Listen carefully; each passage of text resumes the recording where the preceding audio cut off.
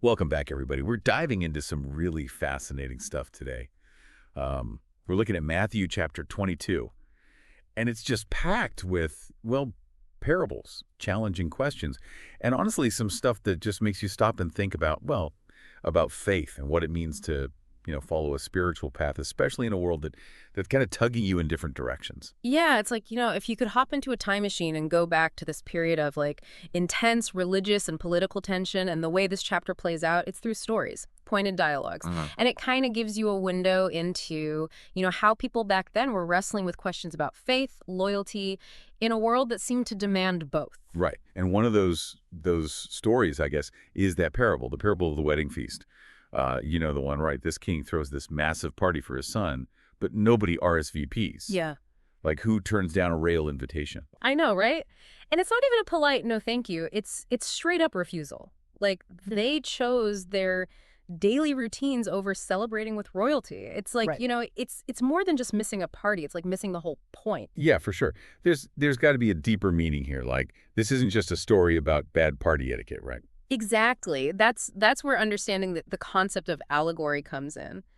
Think of it as like a coded message. Each element represents something else. In this parable, the king often represents God. He's offering a place in his kingdom. And the invited guests, well, they could symbolize those who were chosen, initially, but turned away from that path.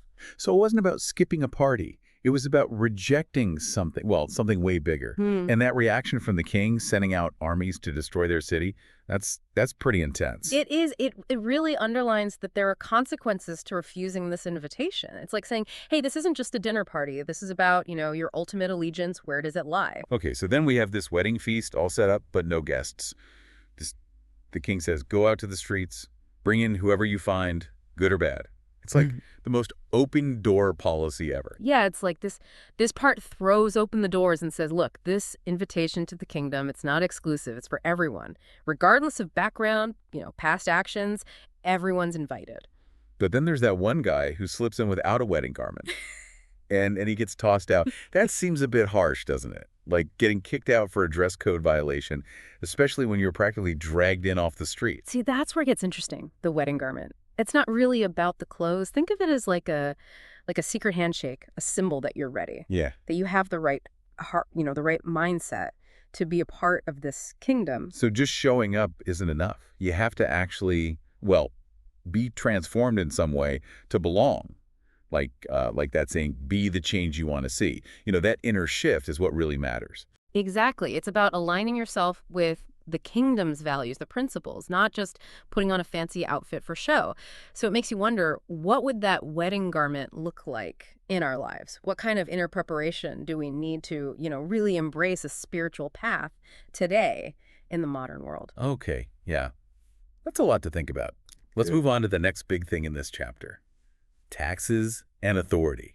We've got the Pharisees and the Herodians. They're like two totally different groups, right? Sure. And they're both trying to trap Jesus with this question about paying taxes to Caesar.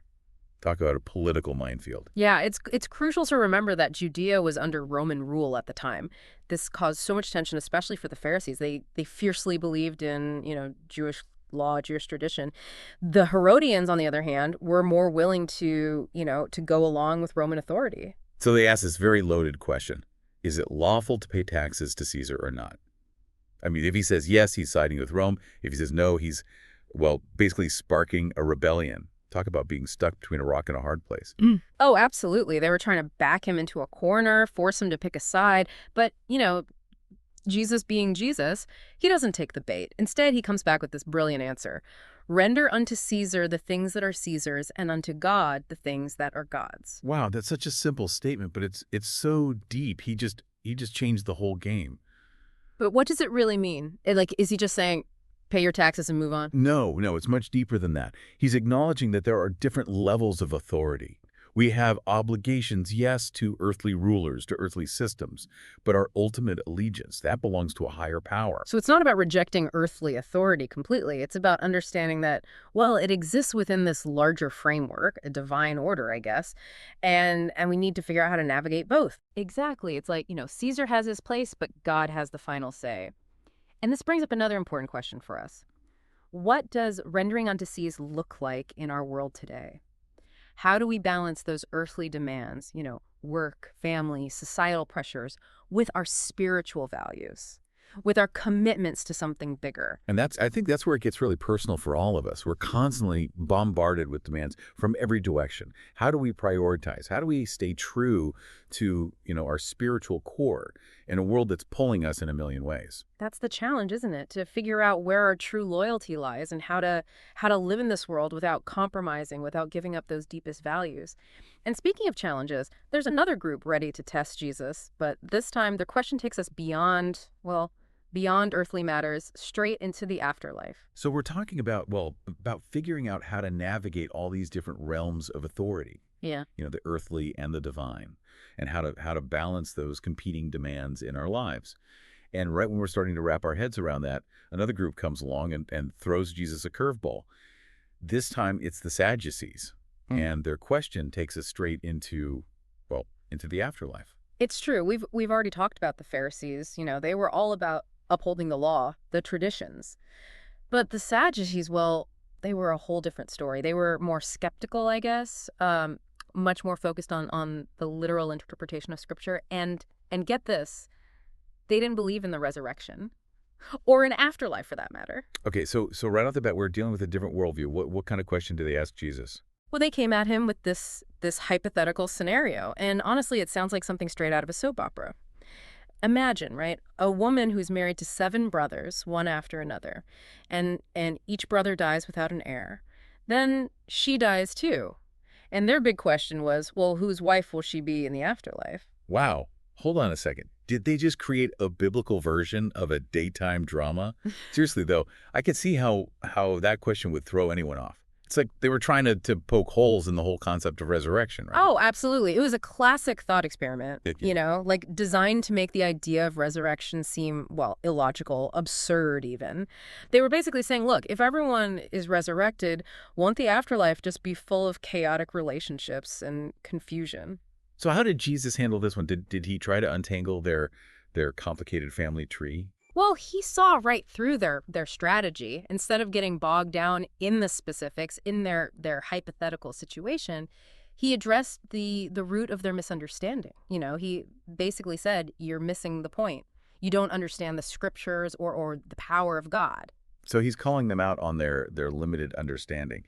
But how did he actually explain the afterlife? Well, he shifted the focus away from those earthly relationships, away from, categories. He told them in the resurrection, people, well, they won't marry, they won't be given in marriage, they will be like the angels in heaven. It's like he's saying, don't don't try to impose your earthly ideas onto a reality that goes beyond those limits. So he's not denying the afterlife, but he's suggesting that that it operates on a completely different level than our earthly experience. Exactly. And then he says something really powerful. I am the God of Abraham, the God of Isaac, and the God of Jacob. God is not the God of the dead, but of the living. Hold on, is he implying that those who have died are still present with God somehow? That's a pretty radical concept even today. It challenges this whole idea of death as the final ending. It does. It completely reframes how the Sadducees understood things. It suggests that, that our relationship with God, well, it continues even after our physical bodies are gone, Hmm. that life persists as a realm that's beyond our earthly understanding. Okay, wow. My mind is officially blown. Even if you don't take the story literally, it raises some really big questions. Like what does this exchange tell us about different ways of understanding the afterlife? Is it really about literal resurrection? Or is it about something else? The enduring power of the spirit of connection, of love that transcends the physical. Those are questions that have echoed through history, and they still challenge us today. This encounter, it invites us to really grapple with those mysteries of life and death, to consider the possibility that our existence extends beyond what we can see and touch. So we've got parables, we've got political traps, we've got mind-blowing discussions about the afterlife. And all of this is just in a few verses. Makes you wonder where we go from here. Well, in the middle of all these challenging encounters, someone finally asks Jesus a question it's pretty straightforward, a question that gets to the very heart of his teachings. And you know what? His answer, it's surprisingly simple, yet it has the power to transform everything. So we've gone from these lavish wedding feasts to political minefields, All right. to mind-blowing discussions about the afterlife. It feels like, well, like we've covered a lifetime's worth of spiritual dilemmas in just a few verses, and now finally we're getting to a straightforward question. Okay, I'm intrigued. Tell me more. Well, you remember that lawyer who approached Jesus? He don't try to trap him like the Pharisees and Sadducees did. He seemed genuinely curious. He asked, "Teacher, which is the greatest commandment in the law?" Right. That's a big question, especially back then. I mean, Jewish law was so detailed; it covered everything. I can't even imagine trying to pick just one as the greatest. I know it would be like you're trying to pick the most important ingredient in a complex recipe. But Jesus, he didn't hesitate. He cut through all that complexity and gave a two-part answer. Love the Lord your God with all your heart and with all your soul and with all your mind, and love your neighbor as yourself. It's so simple yet so powerful. It's like he's saying that love is the foundation of everything. But why were those two commandments chosen as the most important? How do they connect to all the other things we've been talking about? Well, because they encompass everything. Love for God, that's the source, the driving force behind everything else. And love for your neighbor, well, that's how that love shows up in our daily lives and Yeah. how we interact with the world around us. It's like that wedding garment we talked about. Well, It's not about outward appearances or empty rituals. It's about an inner transformation that leads to action, to loving action. And it ties into that question of balancing, earthly and divine authority. If love is the guiding principle, maybe it helps us navigate all those competing demands with more clarity, yeah. with more compassion. Exactly. It's about, living out your faith in a way that impacts the world around you, not just following a set of rules. And speaking of loving your neighbor, well, that's a concept that's still relevant today. I mean, maybe even more so. Right. Is loving your neighbor in a world that's, well, as diverse and complex as ours, that's not always easy. It makes you wonder, what does it really mean to love your neighbor in our modern context? It's a question that requires us to constantly reflect and to act. Maybe it starts with recognizing that every person has inherent dignity Hmm. and worth, no matter their beliefs, their background, their lifestyle. Maybe it means choosing compassion over judgment, Yeah. even when you disagree with someone, or maybe it means, actively working towards justice Yeah. and equality for everyone. Yeah, it's probably a combination of all those things. The point is that love isn't just a passive feeling. It's an active choice. It's a way of being in the world that takes constant effort and Okay. self-reflection. It's like we've come full circle back to that idea of inner transformation. Yeah. you know, loving God and loving your neighbor, those are the ultimate expressions of that change. And just when you think, you think things can't get any deeper, Jesus throws one last curveball that leaves us with this lingering mystery. Remember how certain the Pharisees were about the lineage of the Messiah, Yeah. claiming he would be the son of David? Well, Jesus uses their own scriptures to challenge those assumptions. He quotes Psalm 110 where David refers to his descendant as Lord. Then he asks them, if David then call him Lord, how is he his son? Right. It's like a riddle wrapped in a paradox. It suggests that the Messiah's identity is more complex than they realize, that there's this divine element that goes beyond human genealogy. Exactly. It implies a connection to God that transcends earthly lineage. It hints at a deeper mystery, one that can't be fully grasped or explained. It's amazing.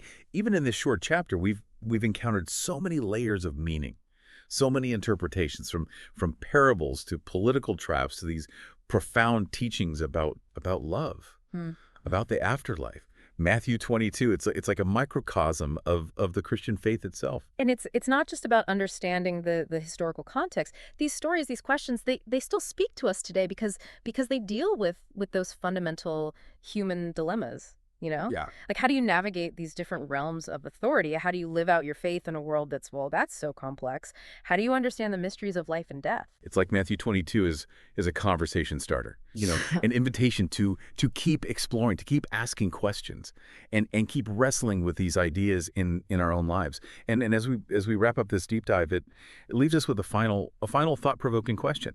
In a world that's constantly pulling us in a million directions, how do we balance our earthly obligations with our spiritual values? How do we render unto Caesar while also, rendering unto God in a way that feels authentic, in a way that feels meaningful to us. That's the challenge, isn't it? To find that balance, to live out your faith in a way that integrates every aspect of your life, and to keep seeking a deeper understanding all along the way. It's